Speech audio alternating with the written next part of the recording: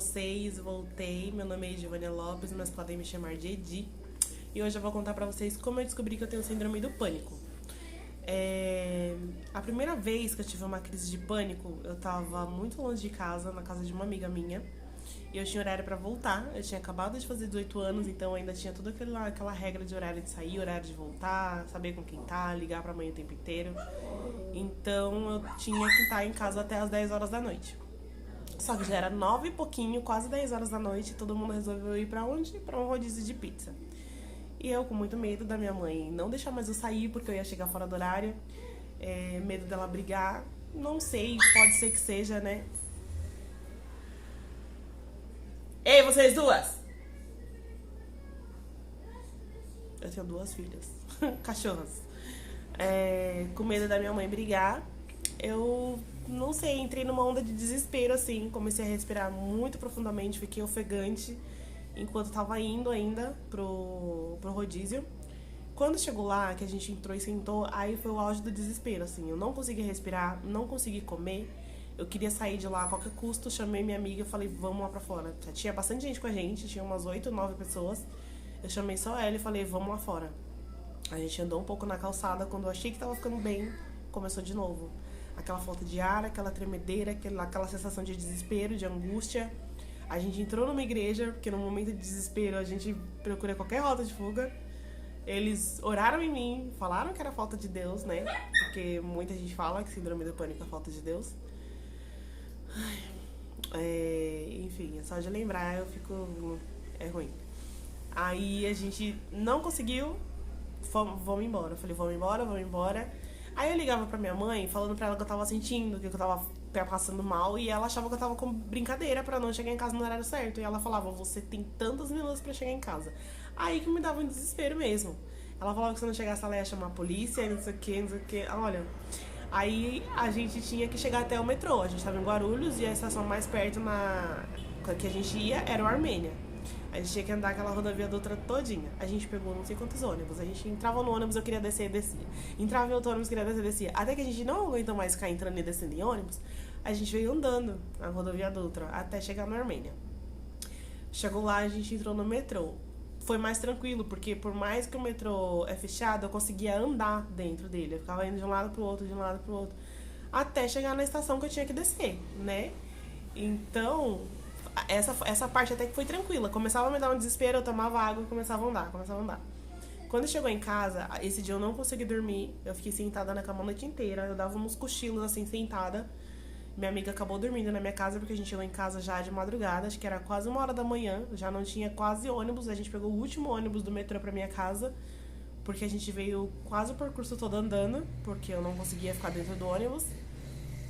E foi isso. Minha mãe viu que realmente eu tava passando mal, aí ela não ficou tão brava mais.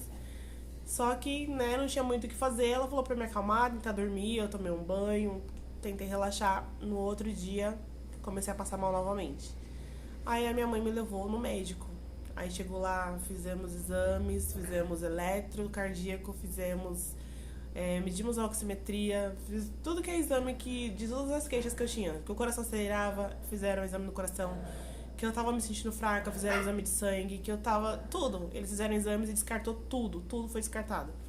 Até que o médico veio e falou, olha, vou te encaminhar pro psiquiatra, porque isso é sintoma de crise de pânico, e como não foi uma crise isolada, você vai ter que tomar remédio pra tratar. Porque tem gente que tem uma crise de pânico e passa, né? Não fica crônico tendo aquilo o tempo inteiro. No meu caso, não. Eu tive e continuei tendo. Todos os dias eu fiquei tendo crise de pânico. E aí entraram com um medicamento que chamava paroxetina, né? Porém, ele me deu muito efeito colateral. Eu tomei acho que 1 semana e não quis mais. Eu falei, não vou tomar, eu prefiro passar mal do que ficar tendo esses efeitos colaterais, porque me deixava pior. Aí eu parei. E aí eu ficava arrumando jeitos, assim, de não passar mal, de me controlar. Já aconteceu da minha mãe ir trabalhar, eu ter que ir trabalhar junto com ela, pra não ficar sozinha em casa, porque ficar sozinha em casa pra mim era uma tortura.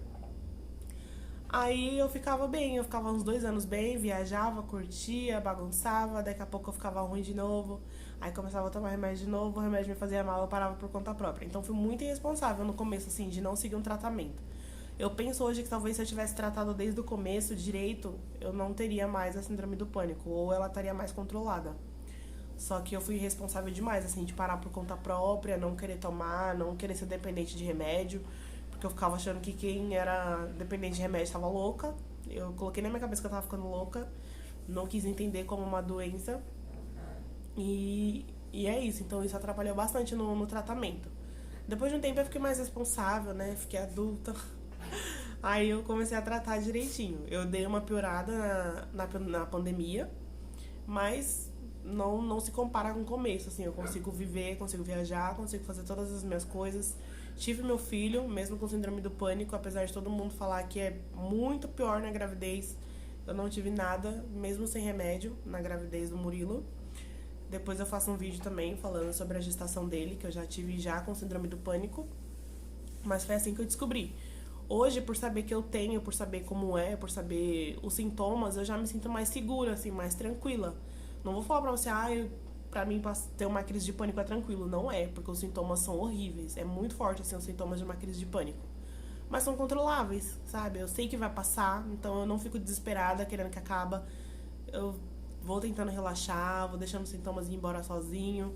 Uso minhas rotas de fuga, como eu já falei no vídeo anterior, que eu tenho uns jeitos, assim, de jogar no celular, de caminhar. Às vezes eu coloco a coleirinha nas minhas cachorrinhas e vou andar na rua com elas.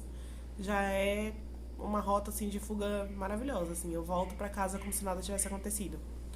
Então, foi assim que eu descobri a síndrome do pânico. E vocês, como foi a primeira crise de vocês? Se você tem síndrome do pânico, onde você estava, com quem você estava? Conta pra mim também se isso não te fizer mal, né? Porque tem gente que não consegue falar sobre. E é isso. Qualquer coisa é só deixar nos comentários. E até o próximo vídeo. Tchau!